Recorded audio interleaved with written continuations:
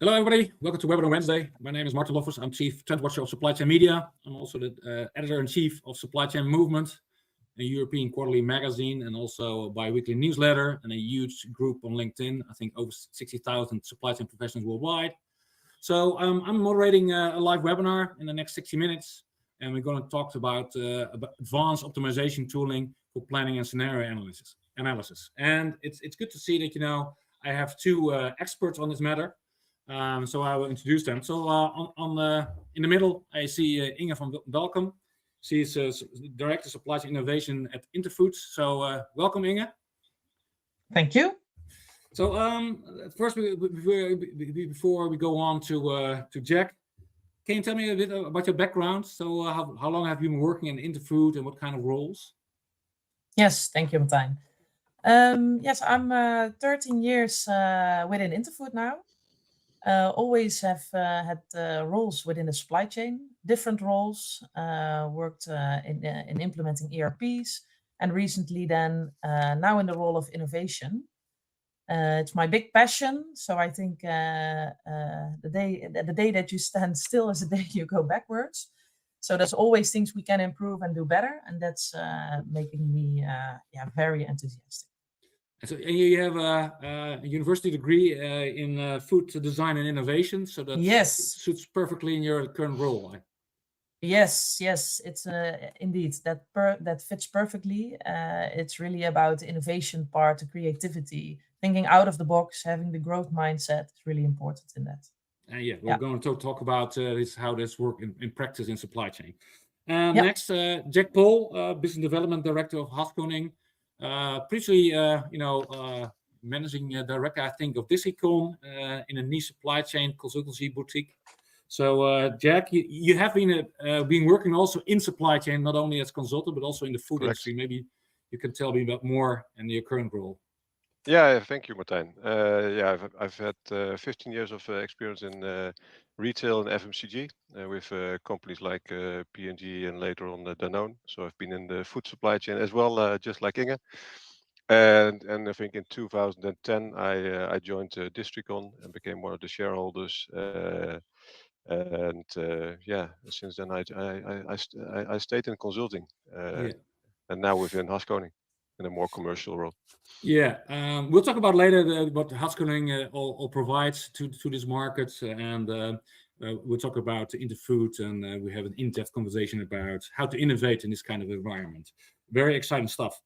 Before we go into that matter, some practicalities. So this webinar is recorded, and the PDF will be made available, and the recording will all be available on YouTube. The audience on mute. But you can use the functionality on the right-hand side. You see this chat functionality open, but please use the Q&A functionality down below. So you can even vote on the questions, and I will track these questions. If these questions are in line of the conversation that I will be having, I will ask these questions immediately. If not, I will reserve the questions until the end, the Q&A. And if you have still more appetite to discuss with us, we'll be available in the digital lounge, the virtual lounge you see here. And Inge, Jack, and I will be there afterwards. So after 60 minutes, we'll be sitting down, and you can talk directly if you have some more questions.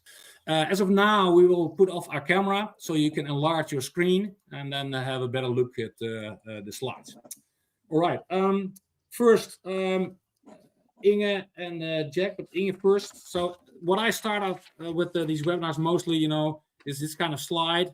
What our CEOs are talking about now. It's a turbulent world outside, so things are happening in the world. And what you see here is an overview of all kind of phrases what the CEOs are talking about: AI, supply chain, uncertainty, etc. And basically, more to the right, you see the phrases most frequently mentioned, and supply chain is in here since COVID, and ever since it's been on the right hand side, and now, not surprisingly, AI is popping up on the right hand side. The Q1 data is not available yet, so that will be soon available, and it's quite interesting to follow how phrases are popping up in the boardroom. So Inge, what are the phrases your company is talking about nowadays? Martijn, what you see most now within Interfood, I think, is AI. So there's a lot of discussion and talks about AI, how to use this in the company in combination with data, of course. Supply chain is more and more on the table, I think, also within Interfood. But yeah, coming back on AI is especially on how to use this, how to really get the value out of it. How do you get people engaged in it? That's something that's been discussed quite often. And Interfood is a trading company. It was discussed later what it all does. But you also make a lot of use of data centers. It's also something of importance nowadays. Yeah, I think the challenge we have is as a trading company, we have a lot of data, but we maybe not yet utilize the data in the best way. So we maybe are not yet there that with AI we can really enter our data in the best way. So Jack, I think that's still a challenge. Yeah.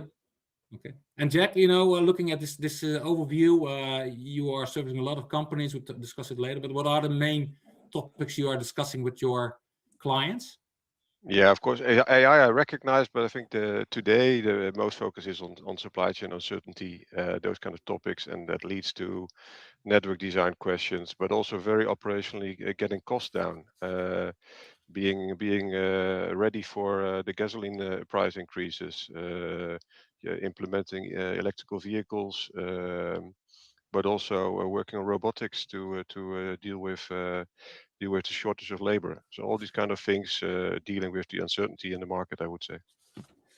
And if we drill down in supply chain, I've created this overview since 2020. You see all kind of black swans from COVID to Ukraine, and you see the rest of them. And the latest one is Iran leading to the closing of the Strait of Hormuz.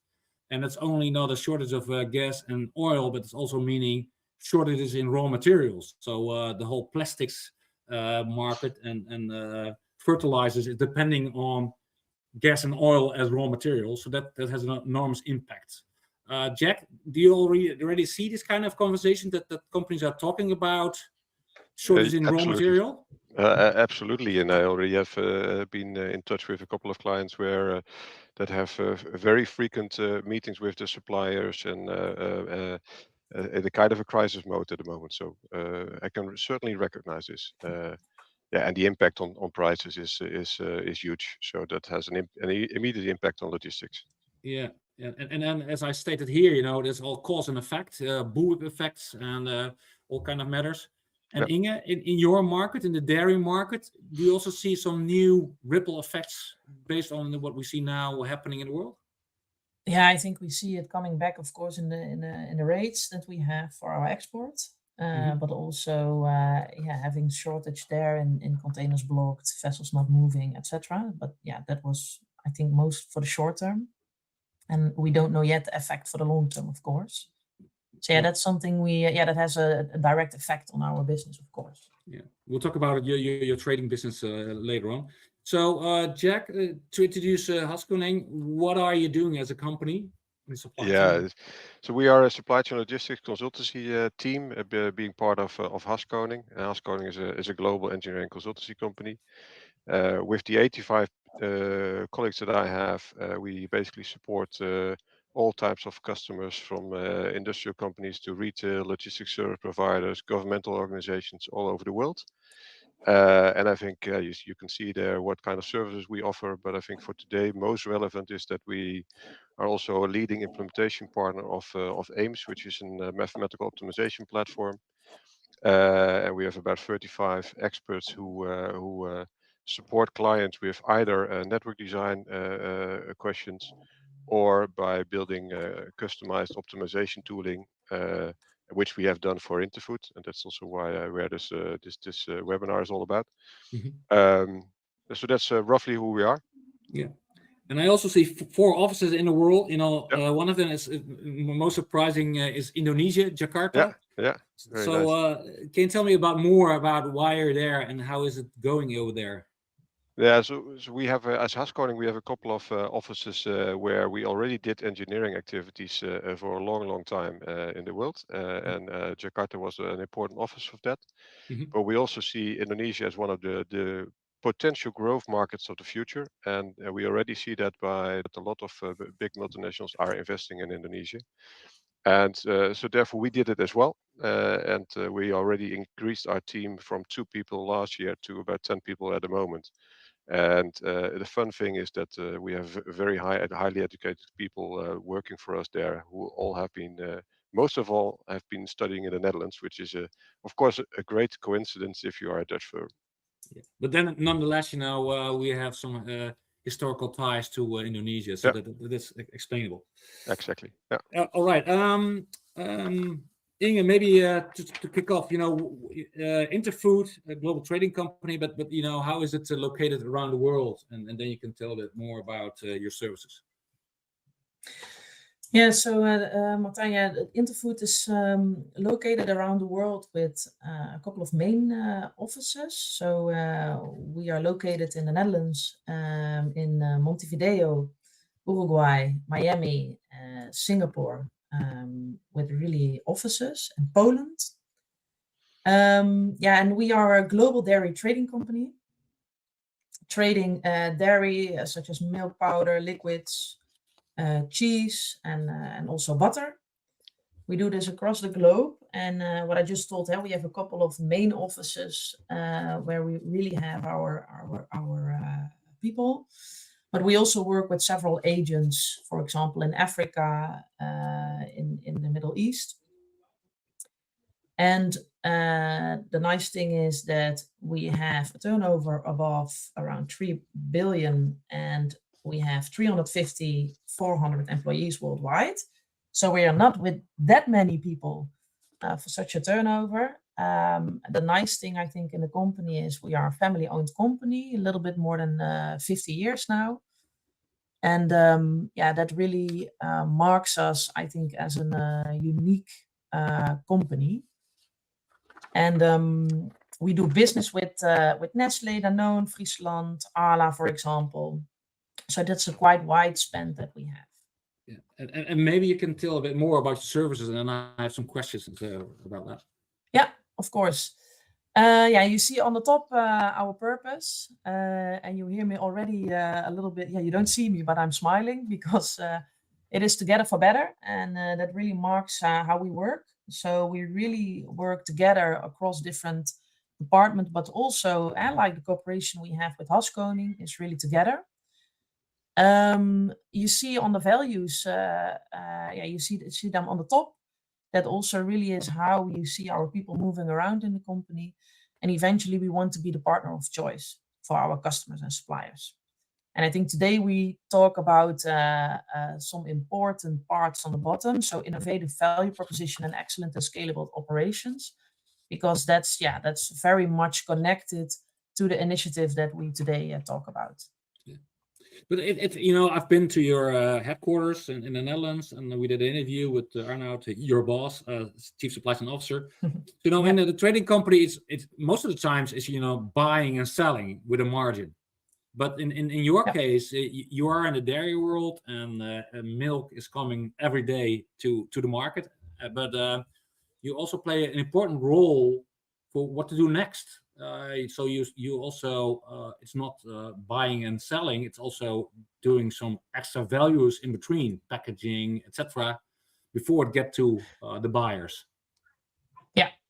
Yeah, that's totally correct. So I think we used to be more the really trading company, but we evolved really into a company that's really the trusted partner for our customers and suppliers in several ways.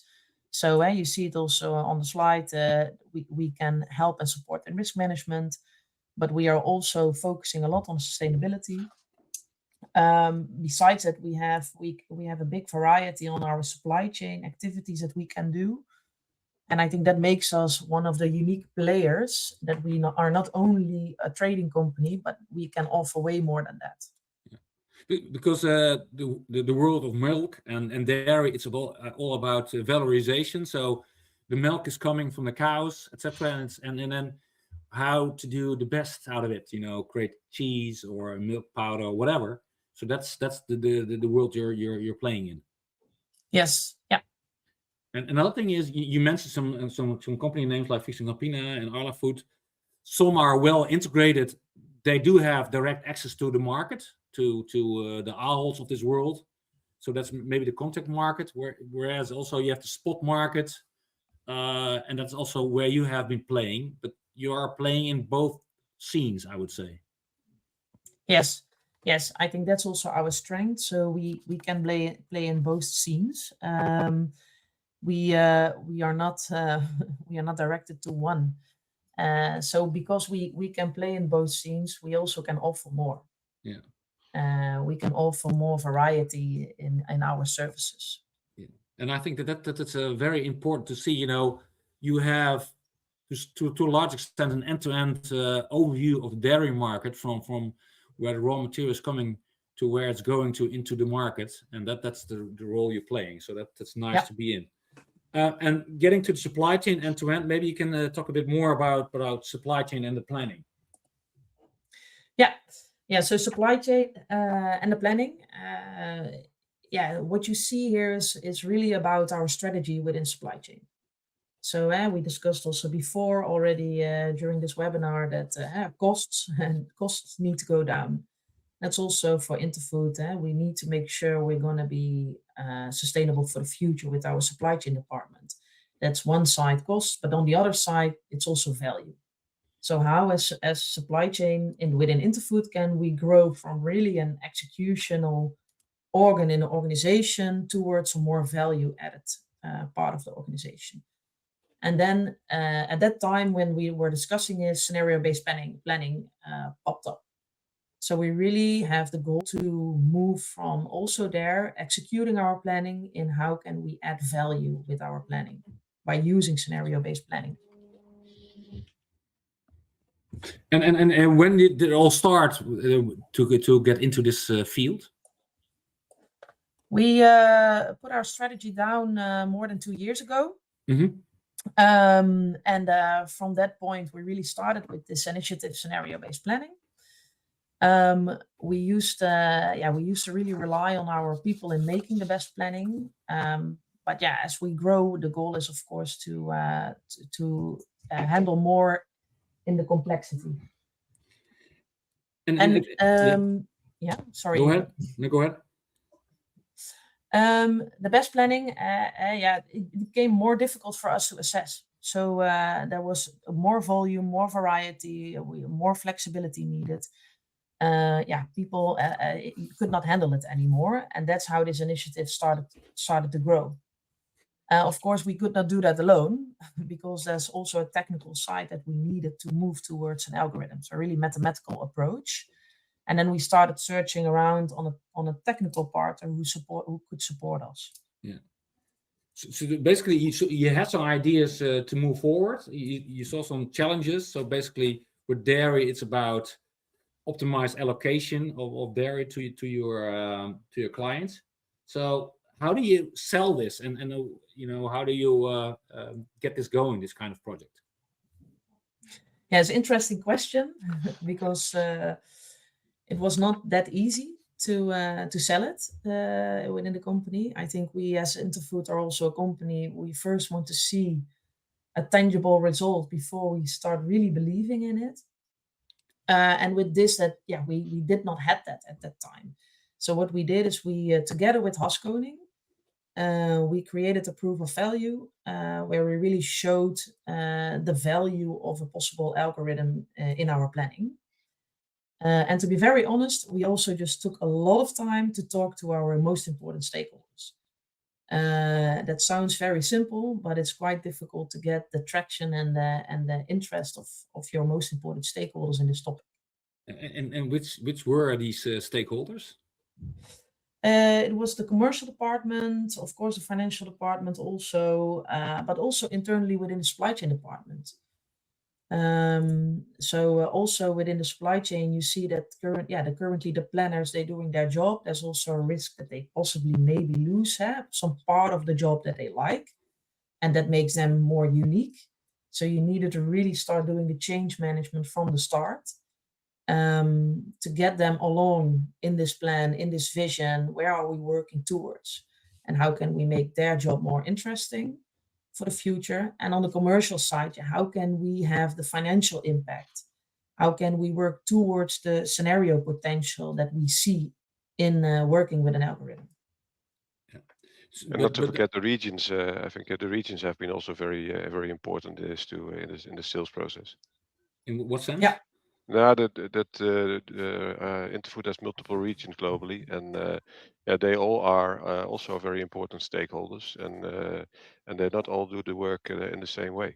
Yeah. So also there we had to have intensive discussions. So both sensing the market and on one side, and the other side to how to plan for your customers. Yeah.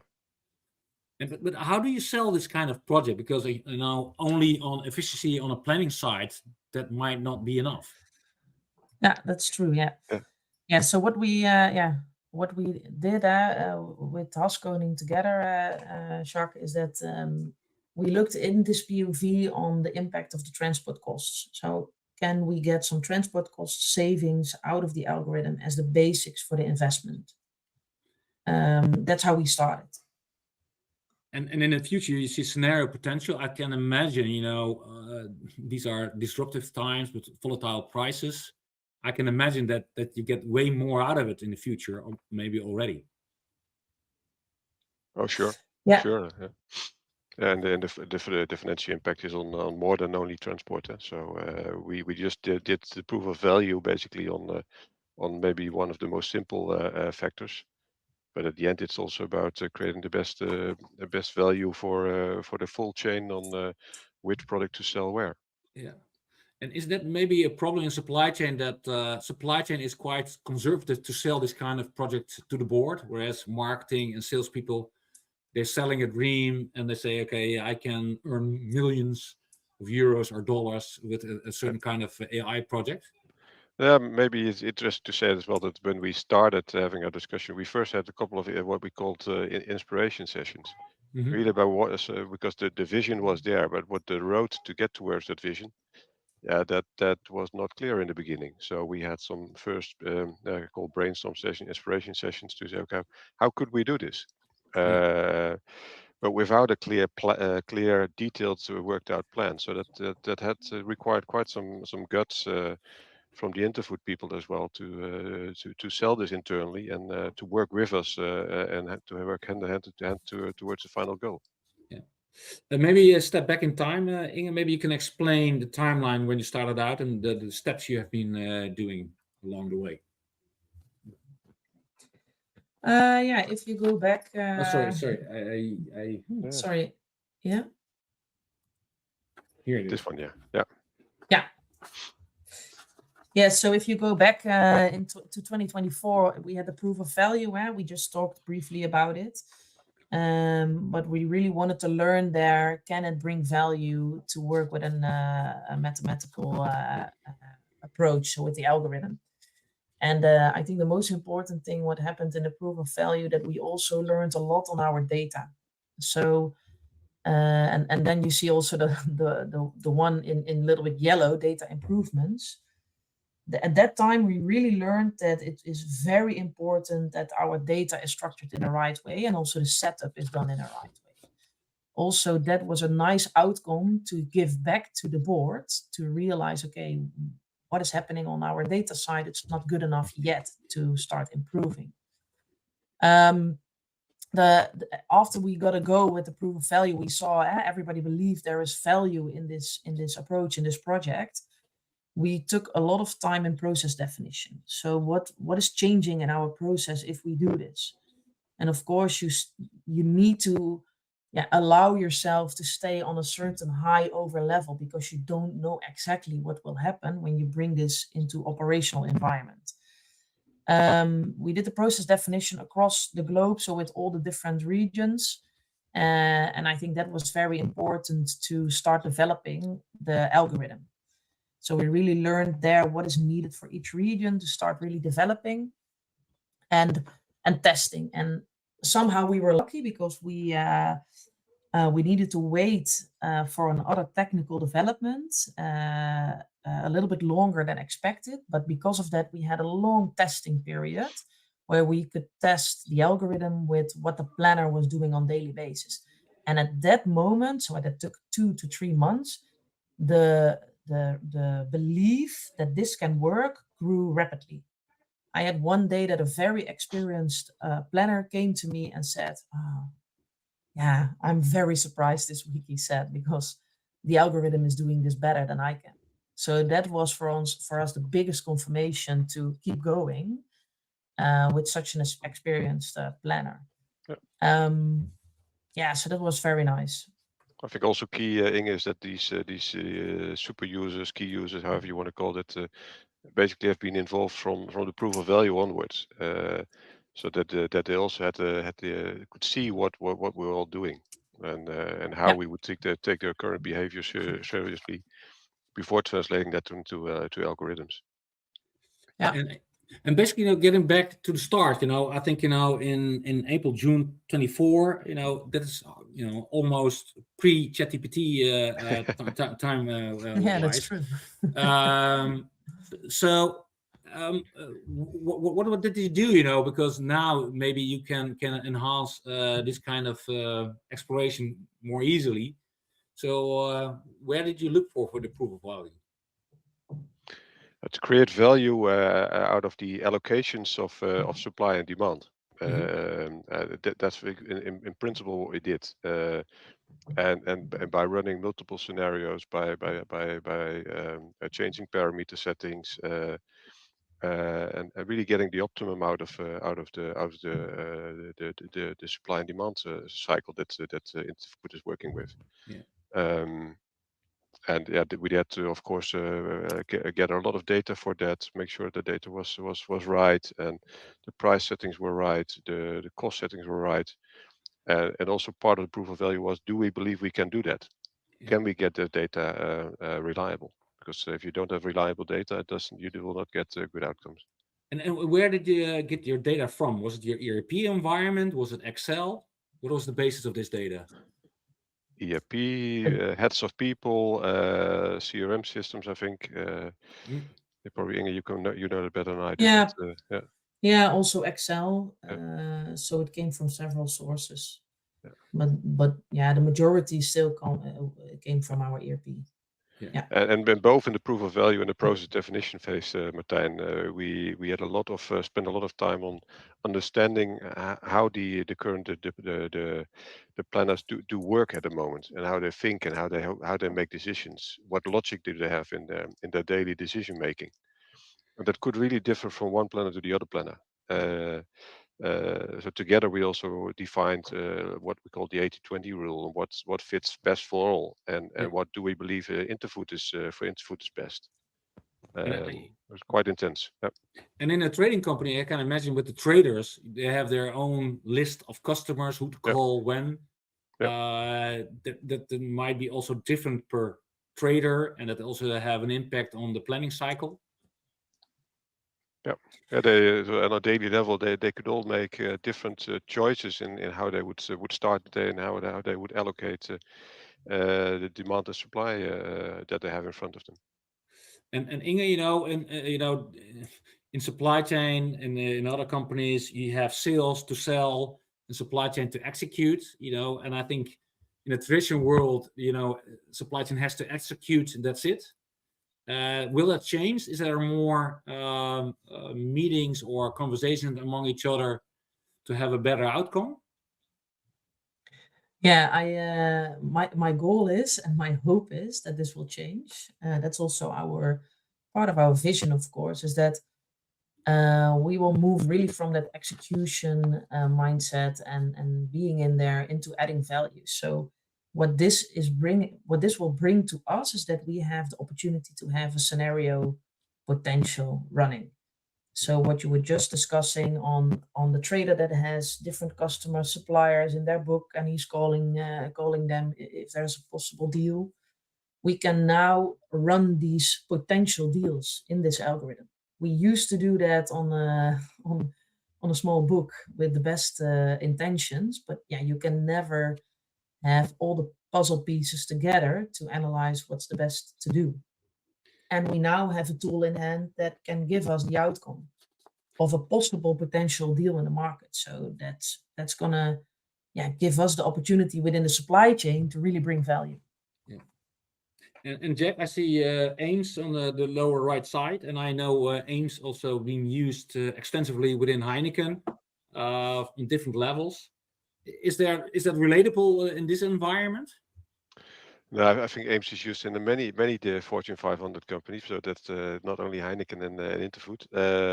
But AIMS is a very strong mathematical optimization platform where you can, as developer, can model your customized environments with a good user interface as well. So programming and user interfacing together, and there, if you can really make a customized solution for a client. And that is exactly what we needed to do here. It's a very it's a complex allocation model that we built, and you would like to give the user a good front end to work with, to work with multiple constraints, with multiple scenario settings, so that they easily can run multiple scenarios next to each other and make the decisions in a better way.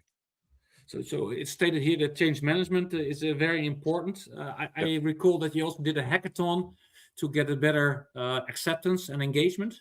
Yeah, we recently did that as a kind of a new development on top of the tool that we already created for Interfood, which is called OptiMatch. And on top of that, we created an AI layer so that the traders, the planners can more have a chat with the tool, and therewith can find answers on the questions that they have in a much faster way.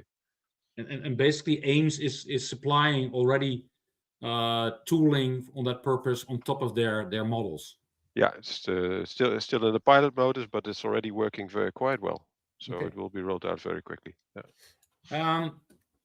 Inge, maybe you can talk about science and art in this sense, because that's very important now we're getting into the age of AI.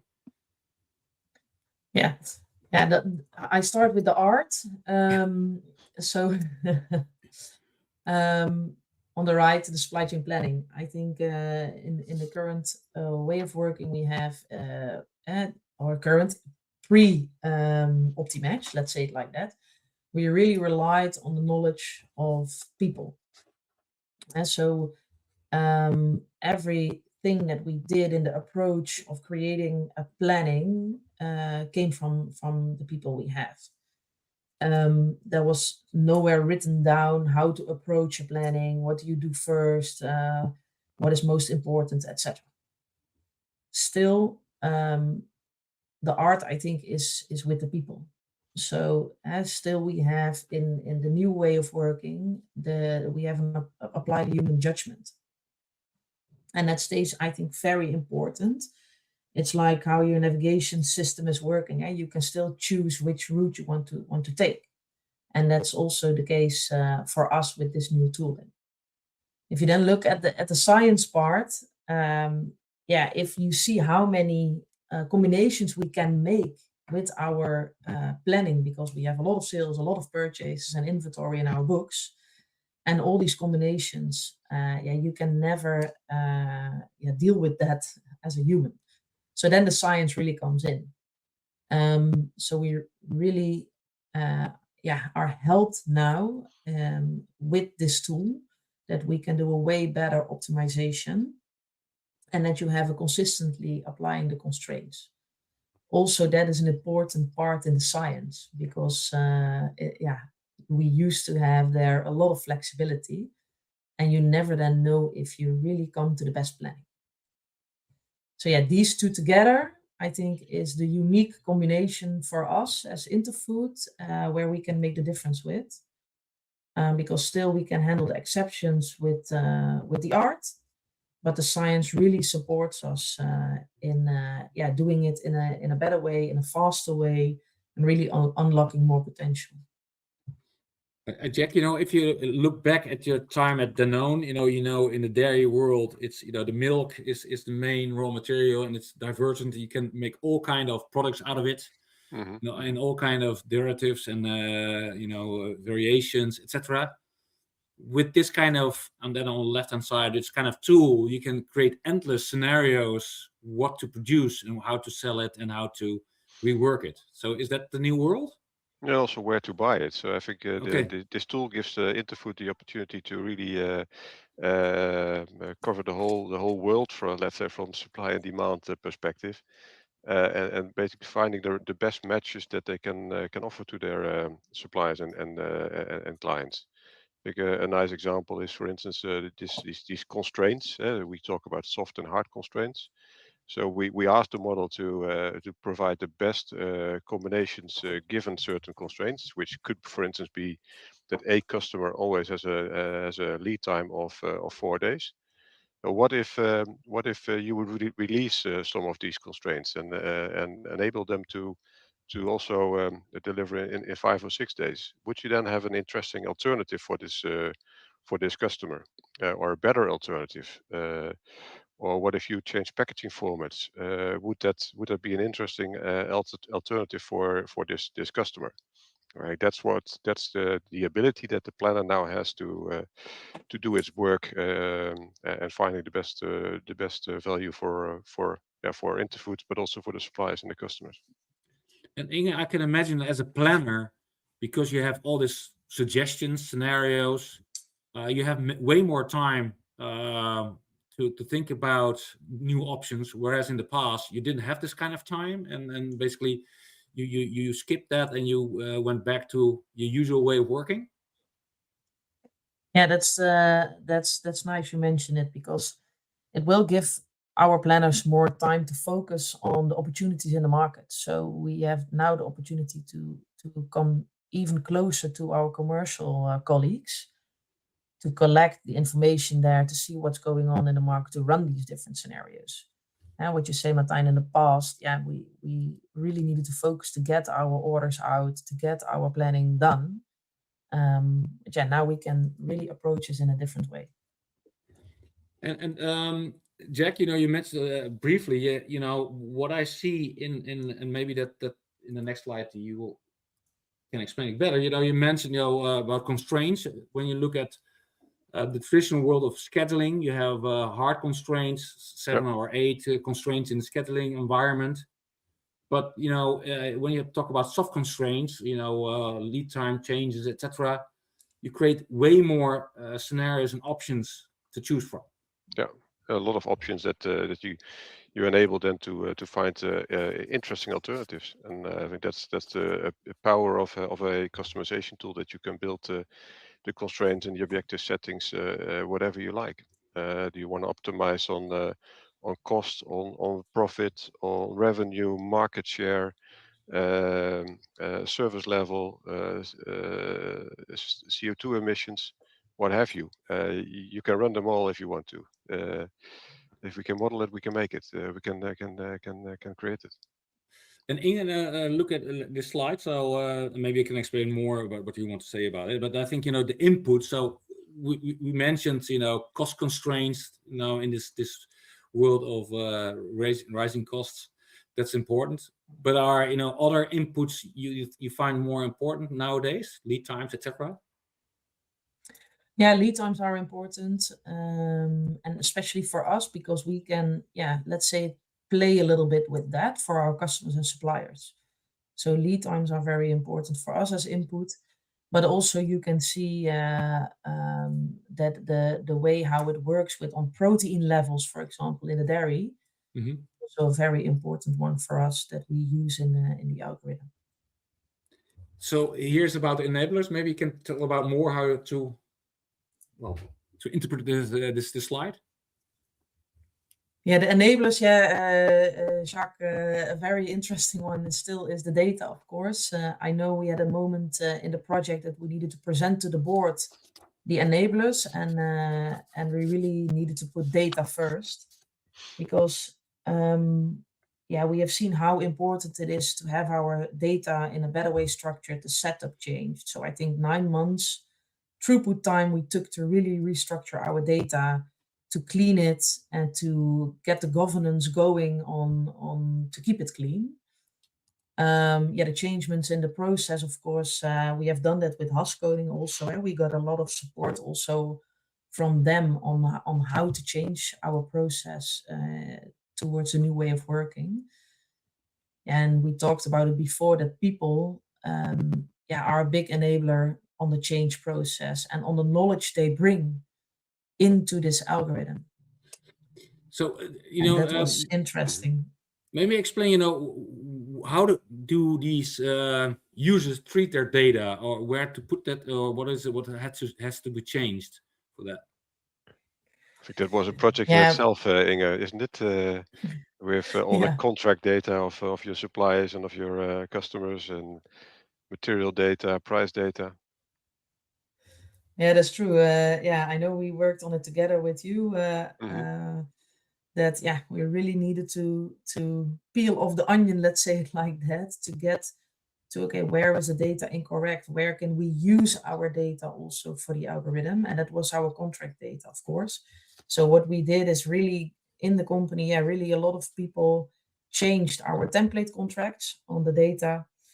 And in the current way of working, our supply chain department is still checking manually, and hopefully that will change, but still checking manually on the contract data, the most important parts that we use for the algorithm, and send it back into the chain if it's not correct.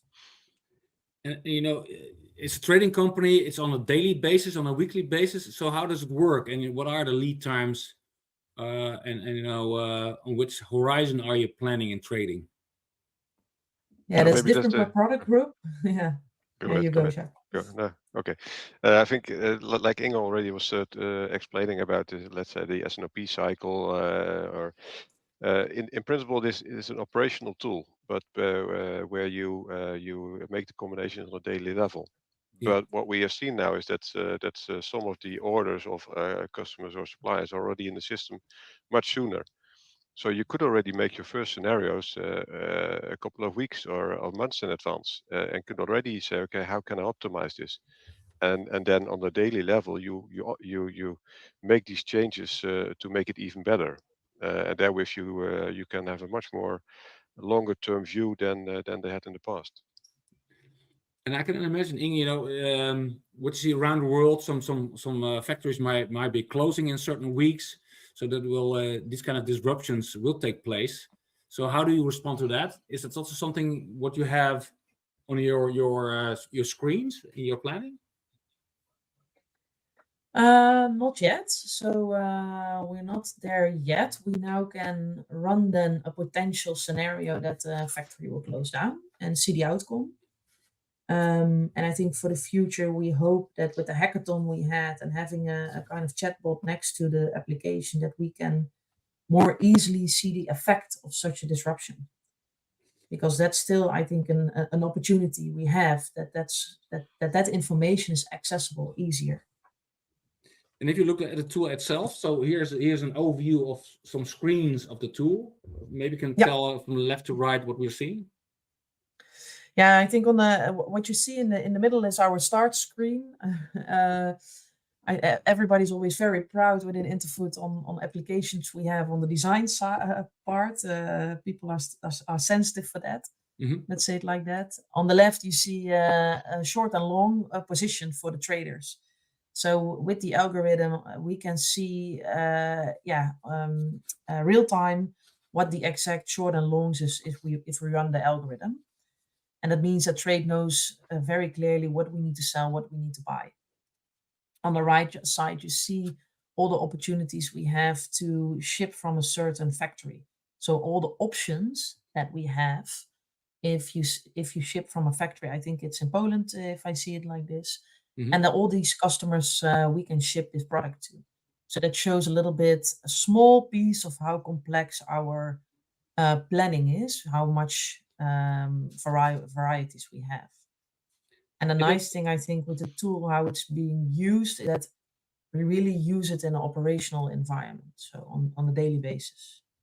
So I can imagine, on the left you see from the trading side the opportunities, but I can imagine that when you have this kind of overview, that traders are also getting a better perspective where to sell to, to the right side, these are the opportunities they might have not think of, etc. So it also brings them both together, opportunities in the execution part. Yeah, that's correct. It brings more opportunity for the traders to have these insights, and also then for supply chain to get better connected with them. So we nowadays also have these discussions. Before Optimat, we have these discussions with commercial, but it's never really fact-based. And now we really can show them what's happening.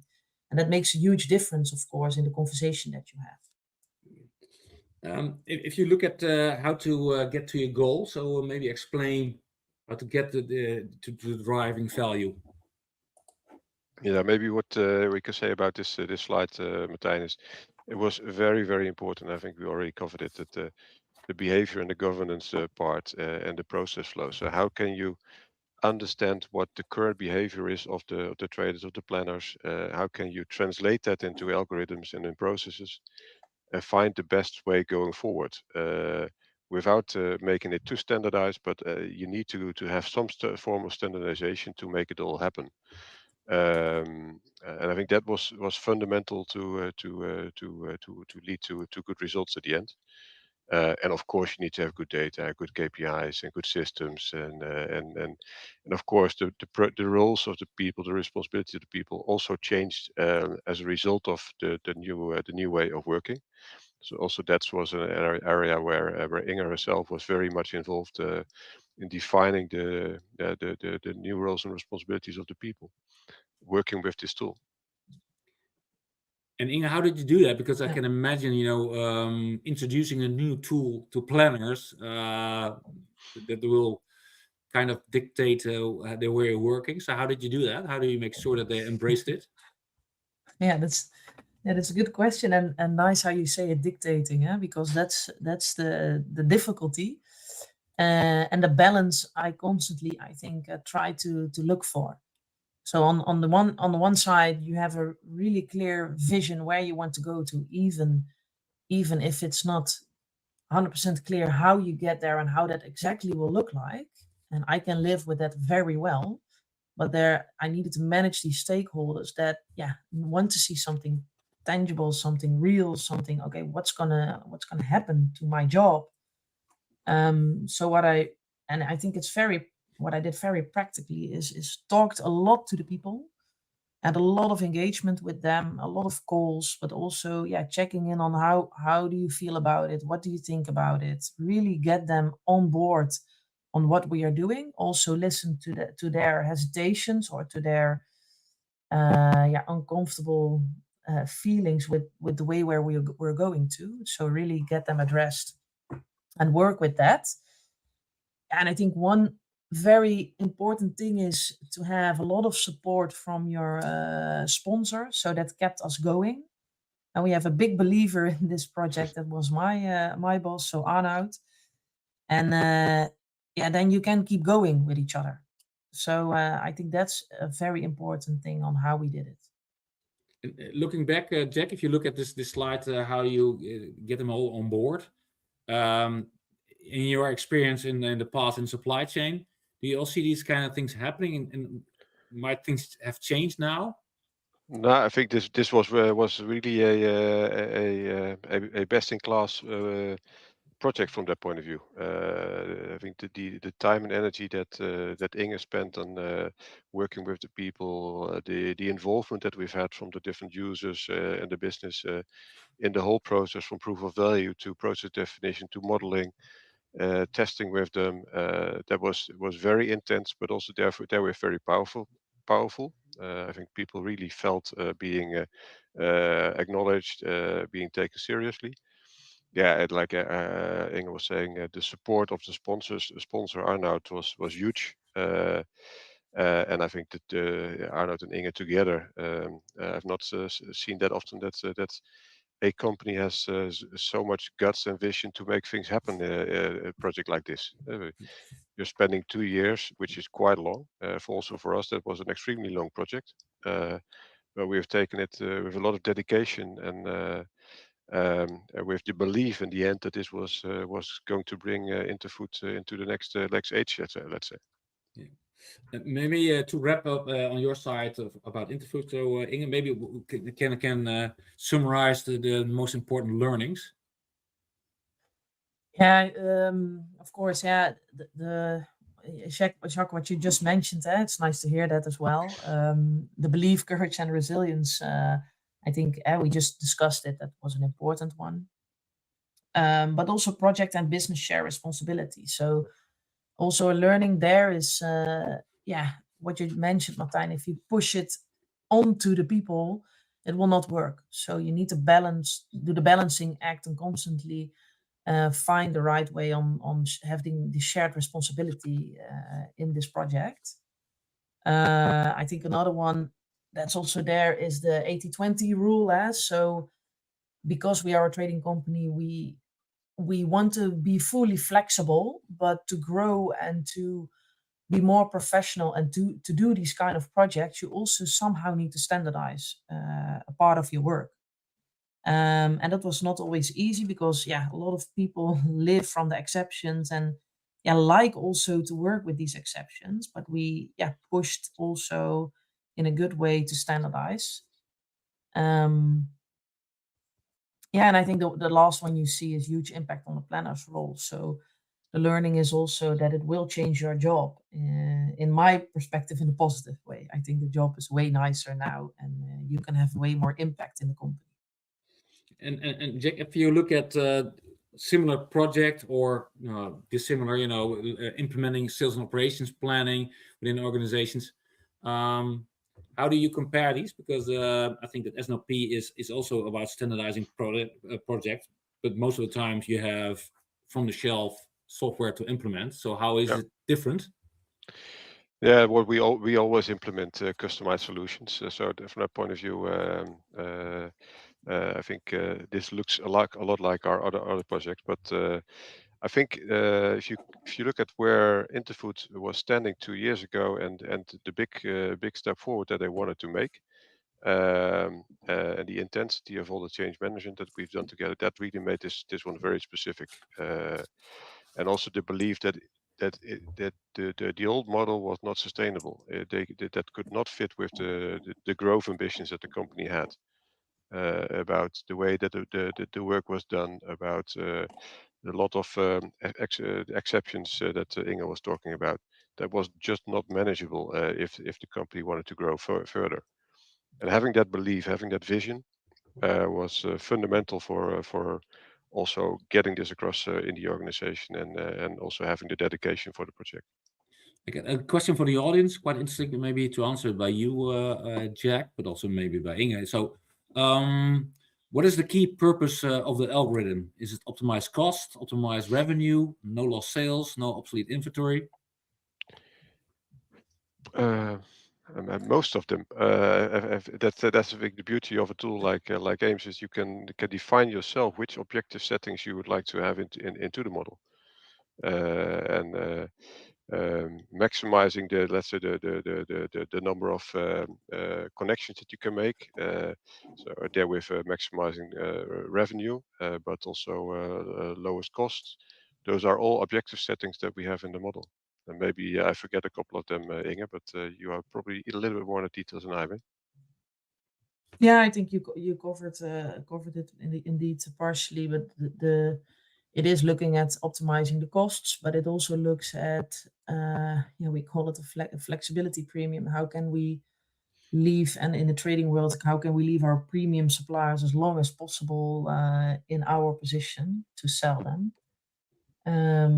But it also looks at how can we use our highest protein level in the best way. So that's the nice thing what you say, Jacques, that you can put multiple angles into this tool.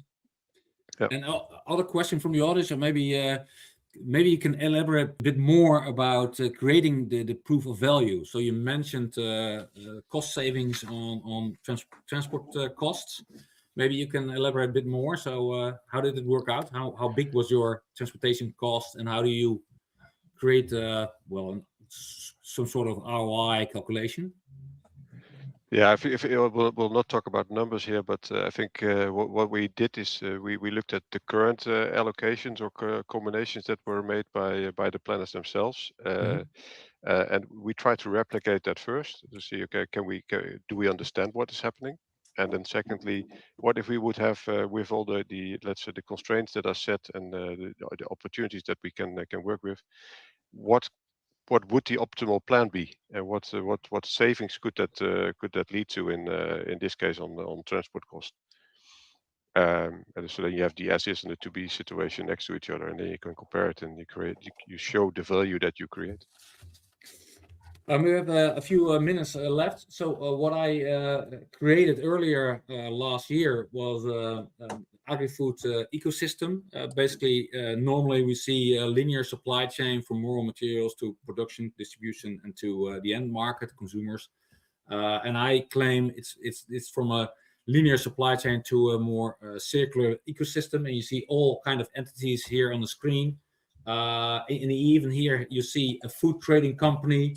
In the middle upper area, you see a building, not a factory. It's like similar like Interfood.